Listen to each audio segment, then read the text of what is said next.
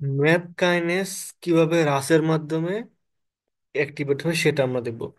প্রথমে আমরা দেখেছি, জানি যে হচ্ছে জিটিপি যখন রাসের সাথে অ্যাড হয় তখন রাস প্রোটিন হচ্ছে অ্যাক্টিভেট হয়। আর এই রাস প্রোটিন হচ্ছে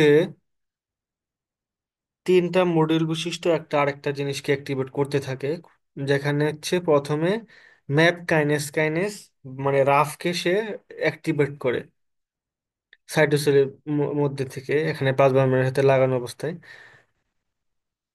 তারপরে হচ্ছে এখানে এই যে ম্যাপ কাইনেস কাইনেস মানে রাফ, এই রাফ হচ্ছে কি করবে, এটিপি থেকে এডিপি উৎপন্ন হবে এখানে, এবং সে হচ্ছে ম্যাপ কাইনেস কাইনেস মানে ম্যাককে অ্যাক্টিভেট করবে। এখন ম্যাপ অ্যাক্টিভেট হয়ে গেল, সেখানে আবার কি হবে, এটিপি থেকে এডিপি উৎপন্ন হবে। ম্যাপ ম্যাক কি করবে, ইআরকে ম্যাপ ম্যাপ কানেক্ট ইআরকে কে অ্যাক্টিভেট করবে। তাহলে প্রথমে হচ্ছে রাস অ্যাক্টিভেট হলো, রাস অ্যাক্টিভেট হওয়ার পরে সে রাফকে অ্যাক্টিভেট করলো। রাফ কি করলো, এমইকে কে মানে ম্যাপ কাইনেস কে অ্যাক্টিভেট করলো। ম্যাক কি করলো, ইআরকে কে অ্যাক্টিভেট করলো।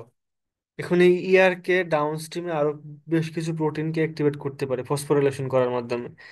এই ক্ষেত্রে কোনো কোনো ক্ষেত্রে প্রোটিন এর অ্যাক্টিভিটি চেঞ্জ হয়, এরকম কাজও করতে পারে। আবার যখন ট্রান্সক্রিপশন রেগুলেটরি প্রোটিন গুলোর সাথে যখন ফসফোরিলেশন করে, তখন সেক্ষেত্রে বিভিন্ন জিনের এক্সপ্রেশনও চেঞ্জ করতে পারে।